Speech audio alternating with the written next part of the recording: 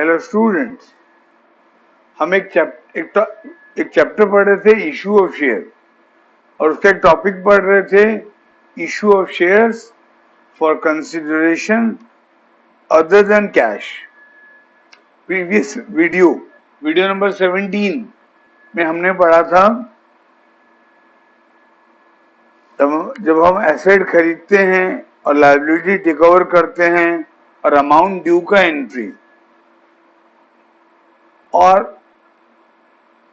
फिर हम जब परचेज कंसिडरेशन पे करते हैं उसका मैंने आपको सिर्फ एक केस पढ़ाया था, case 1 if issued at par. आज मैं आपको केस 2 पढ़ाने से पहले कुछ और चीज समझाऊंगा, उसके बाद केस 2 पढ़ाऊंगा आज या नेक्स्ट वीडियो में। आज पहले मैं आपको बताऊंगा कुछ और। लिखो, calculation of purchase consideration. Calculation of purchase consideration.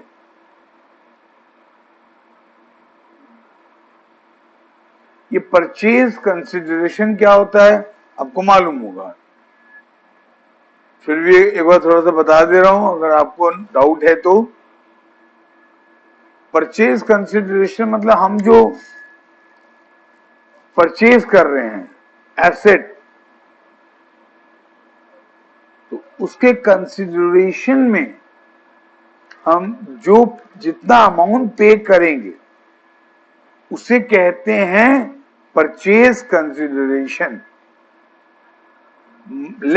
मैं तुम्हारा एक बिल्डिंग खरीदा, हमारे और तुम्हारे बीच में एग्रीमेंट हुआ कि मैं तुमको 10 लाख दूंगा बिल्डिंग के बदले में। तो बिल्डिंग मैं आपका खरीदा और 10 लाख मैं आपको दूंगा, तो 10 लाख है परचेज कंसिडरेशन। जितने पैसे मैं आपको दूंगा उसे मैं आपको मतलब वेंडर को जितना पैसा बायर परचेजर देगा वेंडर को उसे कहते हैं परचेज कंसिडरेशन। परचेज कंसिडरेशन का अमाउंट किसी किसी क्वेश्चन में दिया रहता है। लास्ट वीडियो में मैंने जो आपको कुछ नंबर दिए थे उन सब नंबर में परचेज कंसिडरेशन का अमाउंट दिया हुआ था। तो दिया हुआ है तो बेटर, नहीं दिया हुआ तो आप कैलकुलेट करोगे। लिखो, हेडिंग लिखो, purchase consideration. It is the amount which vendor pays to buyer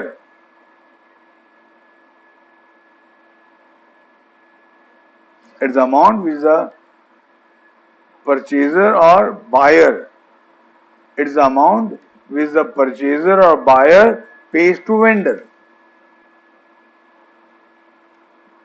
ठीक है, अब इसका कैलकुलेशन का केस 1 लिखो।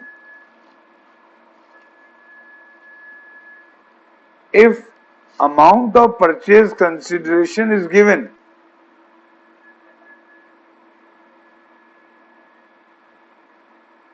then no need to calculate it. No need to calculate it. ये मैं इसलिए लिखा रहा हूं, आपको बताऊंगा no need to calculate it मैं क्यों लिखाया। ओके, तो एग्जाम्पल इसमें दिया हुआ है। पहले मैं आपको वो एग्जाम्पल बता रहा हूं जहां पर परचेज कंसिडरेशन का अमाउंट दिया हुआ है। लास्ट क्लास जो होमवर्क दिया था, देखो वो नंबर को एक बार देखो। इलस्ट्रेशन 32 देखो, वहां लिखा था clearly, tiny toys limited purchase the business of Ram Bros for 1,80,000 for 1,80,000। मतलब क्लियर लिखा हुआ है कि tiny toys limited Ram Bros का बिजनेस परचेज किया 1,80,000 रुपए में। तो यहां परचेज कंसिडरेशन का अमाउंट दिया हुआ है। इलस्ट्रेशन 33 देखो, Rajan limited purchase a running business from Vikas limited for a sum of ₹2.5 lakh, for a sum of ₹2.5 lakh. यहां भी क्लियरली दिया हुआ है कि कितने पैसे राजन लिमिटेड देगा विकास लिमिटेड को। उसी प्रकार इलस्ट्रेशन आप देखो, थर्टी फाइव का बिट्टू में आपको दिया था, परचेज ऊपर में लिखा है नाम गोपाल लिमिटेड।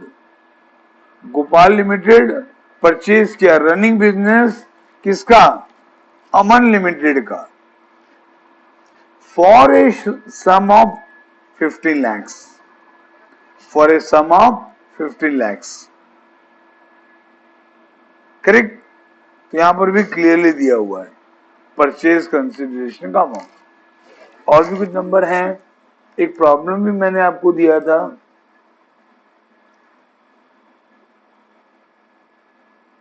वो शायद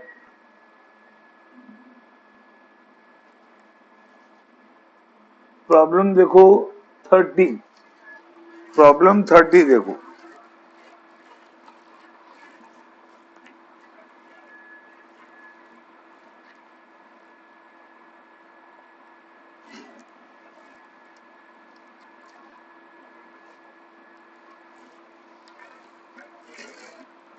problem 30, Rajan limited purchase assets from Geeta and company for 5 lakh, for 5 lakh यहां भी दिया हुआ है। उसी प्रकार अब देखो प्रॉब्लम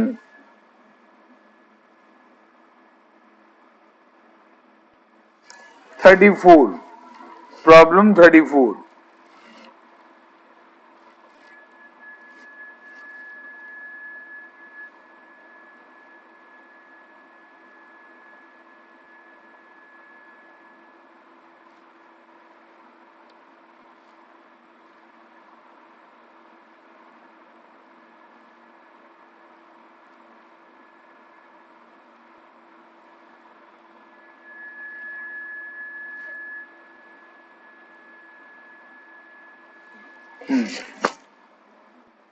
प्रॉब्लम 34 में देखो लिखा हुआ है, सोना limited purchase machinery costing 17 lakh from मोला लिमिटेड। सोना limited paid 20% of the amount by check and the balance amount by issue of shares। तो यहां भी लिखा हुआ क्लियरली कि 17 लाख में से 20% कैश में देना है, बाकी शेयर में देना है। तो यहां भी गिवन, ठीक है।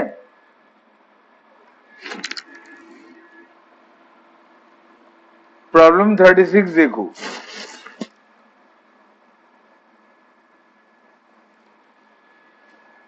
प्रॉब्लम 34 में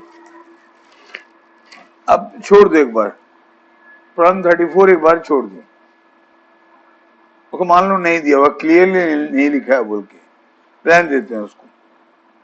प्रॉब्लम 36 देखो, इसमें दिया हुआ क्लियरली,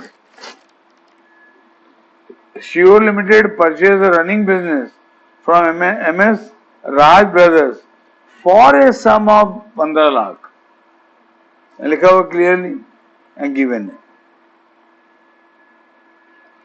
37 देखो, इसमें दिया हुआ clearly, Sandesh limited took over asset of 7 lakh and liability of 2 lakh and from Sanchar limited for a purchase consideration of 8,50,000। इसमें भी परचेज कंसिडरेशन क्लियरली दिया हुआ है। तो इन नंबर में कैलकुलेट करने की जरूरत नहीं। फिर लिखो case 2, if purchase consideration is not given, if purchase consideration is not given, then it can be calculated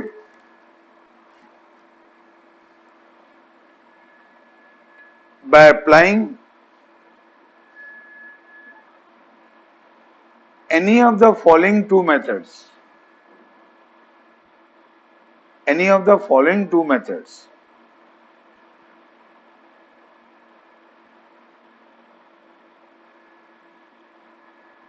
इसमें लिखो स्टेप 1, फर्स्ट कैलकुलेट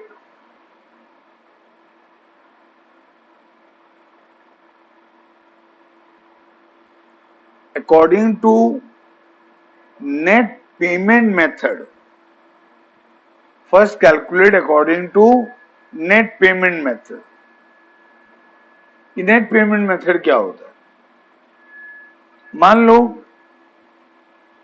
मैं तुम्हारा एक बिल्डिंग खरीदा, मैं मान लो कंपनी हूं, मैं आपका एक बिल्डिंग खरीदा, 10 लाख रुपया एग्रीमेंट हुआ, मैं आपको दूंगा,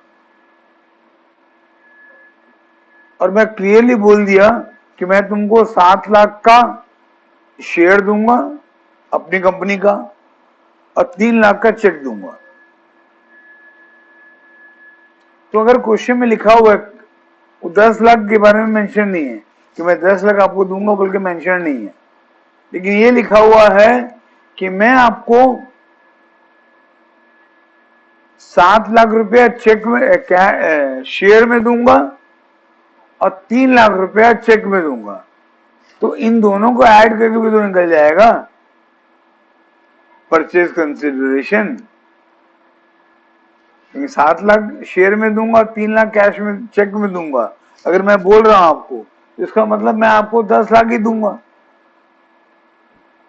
तो अगर क्वेश्चन में क्लियरली दिया हुआ है कि वेंडर बायर को क्या क्या देगा और कितना कितना वैल्यू का देगा, तो उन सबको ऐड कर देने से परचेज कंसिडरेशन निकल जाएगा।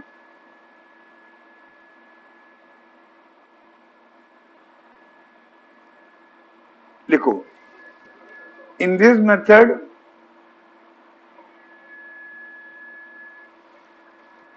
Purchase consideration will be equal to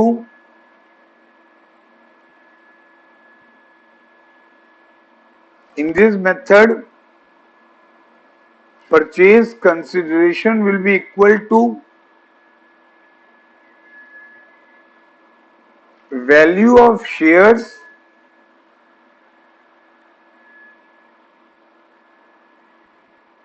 given by vendor to buyer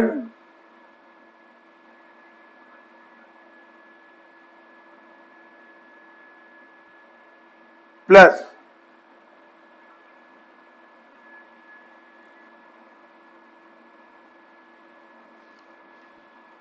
amount of cash or check,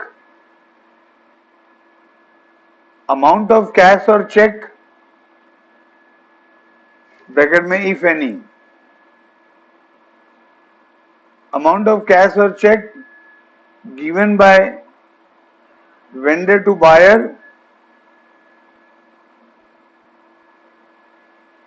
plus any other amount, any other like bills payable, plus any other like bills payable। यहां भी देखोगे bracket में if any। Bills payable तभी आएगा जब वो question में दिया रहेगा। शेयर तो पक्का आएगा इसको, इस टॉपिक में कैश और बैंक आ सकता है, नहीं भी आ सकता है, बिल्स पेबल आ सकता है, नहीं भी आ सकता है। इसके कुछ नंबर आपको बता रहा हूं जहां जहां नेट पेमेंट मेथड अप्लाई होगा। अब देखो, अब अपने टीएस ग्रेवल की बुक निकालो, पेज 8.60,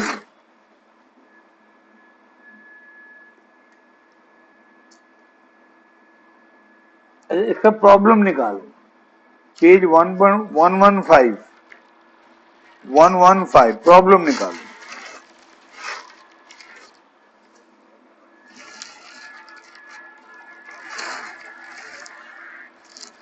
प्रॉब्लम आप निकालो,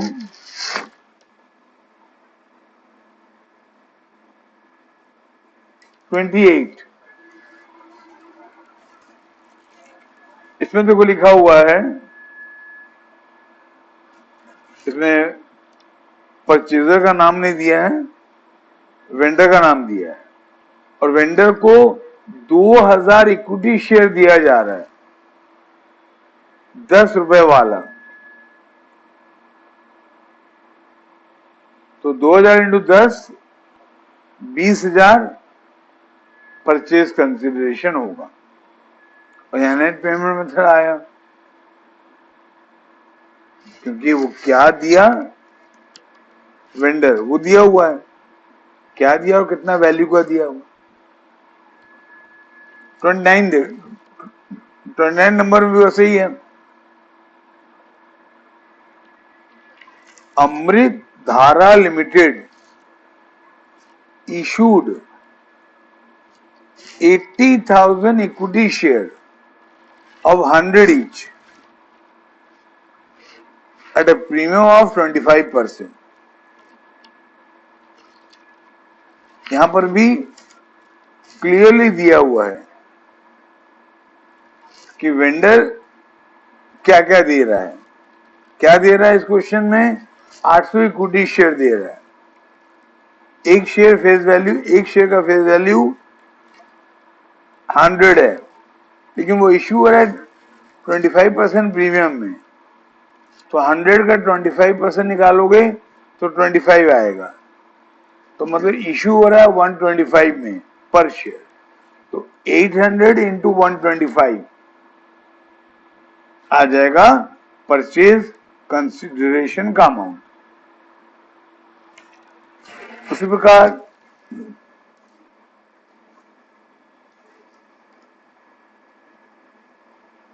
इलस्ट्रेशन 35 देखो, प्रॉब्लम 35, सॉरी, प्रॉब्लम 35 में देखो लिखा हुआ है clearly, Bharat lamps limited issued 30,000 equity share, 30,000 fully paid up shares, fully paid up shares of 100 each। अभी दिया हुआ क्लियरली क्या क्या दे रहा है, क्या दे रहा है और कितना वैल्यू का दे रहा है। यहाँ सिर्फ शेयर दे रहा है, कितना, 30,000 शेयर दे रहा है, एक शेयर का फेस वैल्यू 100 है, 30,000 इंटू 100 आपका आएगा 30 लाख। ठीक है, इन सब नंबर में नेट पेमेंट मेथड आ रहे हैं, और एक नंबर है 38। ठीक है, इन सब नंबर में नेट पेमेंट मेथड आ रहा है। अब एक बार स्टडी करना, फिर लिखो method 2। If information for net payment method, if information for net payment method is insufficient, then apply net asset method। मतलब अगर क्वेश्चन में ये क्लियरली नहीं दिया है कि वेंडर परचेजर को क्या क्या दे रहा है और कितना कितना वैल्यू का दे रहा है, तब अब अप्लाई करेंगे नेट एसेट मेथड। मैंने कभी कभी क्वेश्चन में ऐसा लिखता है कि वेंडर बायर को 3 लाख का शेयर दिया और बाकी कैश में दिया। अब बाकी का अमाउंट मतलब आपको मालूम नहीं है, मतलब यहां पर नेट पेमेंट मेथड अप्लाई नहीं होगा, वहां पर आपको नेट एसेट मेथड अप्लाई करना पड़ेगा। ठीक है, समझ में आया? अब नेट एसेट मेथड में परचेज कंसिडरेशन कैसे निकालते हैं, लिखो, purchase consideration is equals to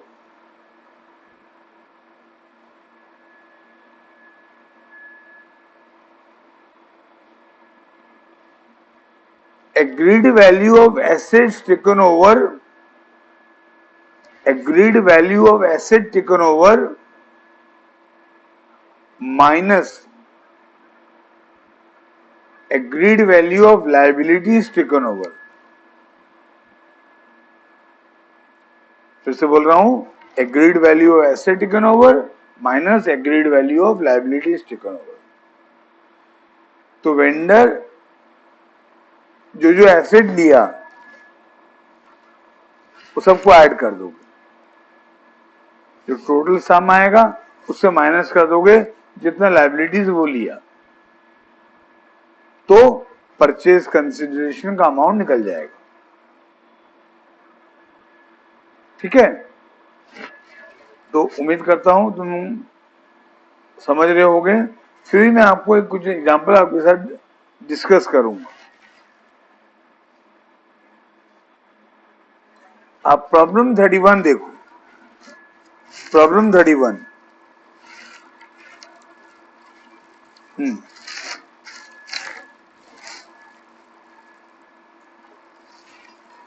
वो यहां क्या लिखा है, Z limited purchase furniture costing 2,20,000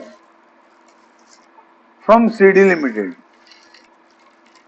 the payment was to be made by issue of 9% preference share of 100 each, of 100 each, of at a premium of 10 per share।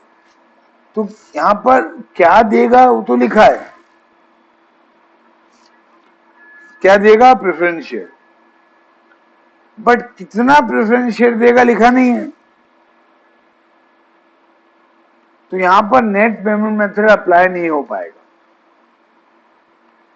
यहां पर हमको net asset method apply करना पड़ेगा। Clear? इस question में vendor purchaser को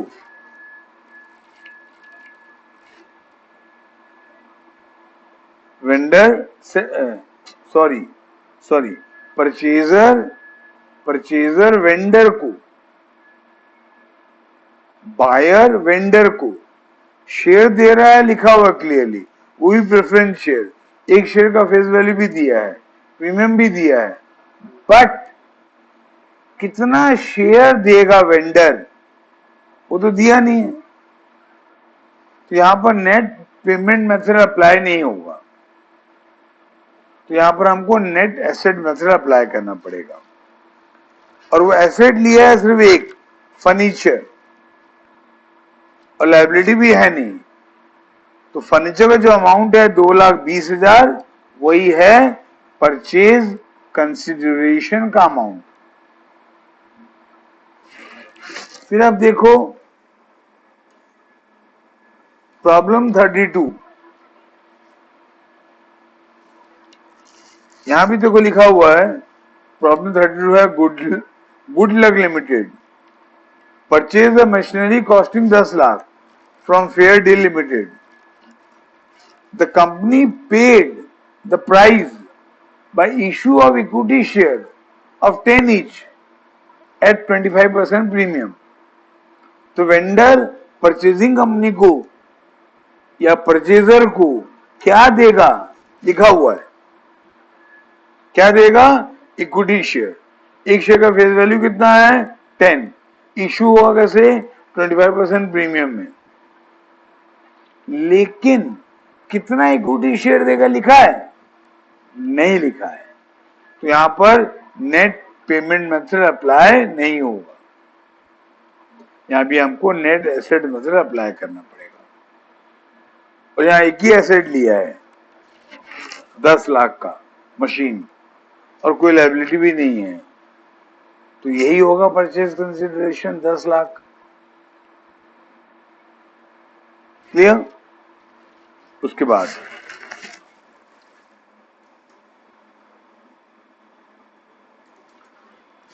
thirty 34 number देखो,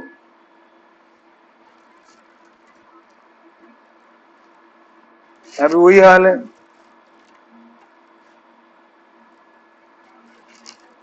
यहां बोला है चेक देगा और शेयर देगा, सोना लिमिटेड है, लिखा है जितना अमाउंट पे करना है उसका 20% चेक में देगा और बैलेंस शेयर में देगा, चेक का अमाउंट नहीं दिया है। दूसरी बात, कितना शेयर देगा वो भी लिखा नहीं है, कितना शेयर देगा वो लिखा नहीं है, शेयर देगा लिखा है, एक शेयर का फेस वैल्यू भी दिया है, प्रीमियम का परसेंट भी दिया है, लेकिन कितने शेयर्स देगा लिखा नहीं है। तो यहां पर भी नेट पेमेंट मेथड अप्लाई मत करना, यहां भी नेट एसेट अप्लाई करना। तो यहां भी एक ही एसेट परचेज हुआ है, करेक्ट, ओके।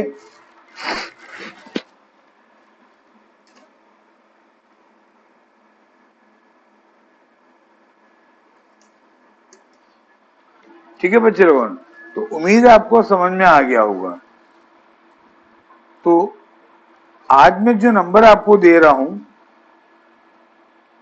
उसका सिर्फ पहला एंट्री करना, उसका सिर्फ पहला एंट्री करना, दूसरा एंट्री के लिए एक स्पेस, थोड़ा स्पेस छोड़ देना, ठीक है, या ठीक है, स्पेस नहीं छोड़ोगे तो बाद में फिर एक बार कर लोगे, उसमें क्या हो जाएगा, आपका रिवीजन हो जाएगा, ठीक है, ओके। बस ध्यान रखना कि खाली पहला एंट्री करना है, दूसरा एंट्री वो करना नहीं है। कुछ नंबर दे रहा हूं आपको, देखो पहले लिख लो प्रॉब्लम, प्रॉब्लम इसमें है 29,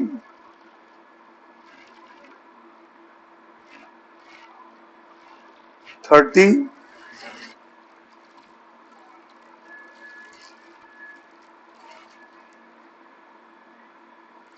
31,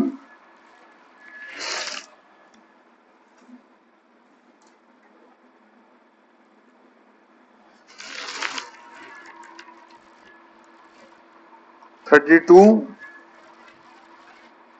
33, 34,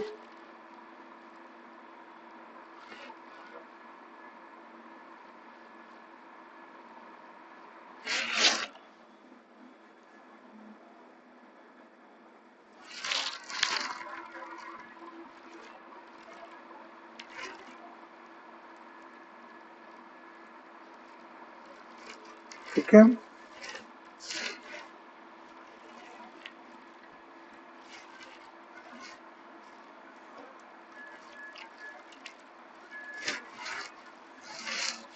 और कुछ नंबर दे रहा हूं आपको मैं, कुछ इलस्ट्रेशन दे रहा हूं आपको,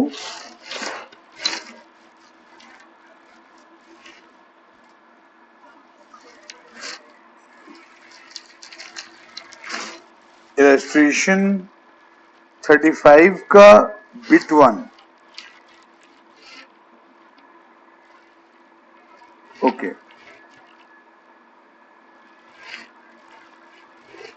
हाँ ठीक है। इतने आप इतने नंबर, और एक कर सकते हो इलस्ट्रेशन 37, इलस्ट्रेशन 37, ओके।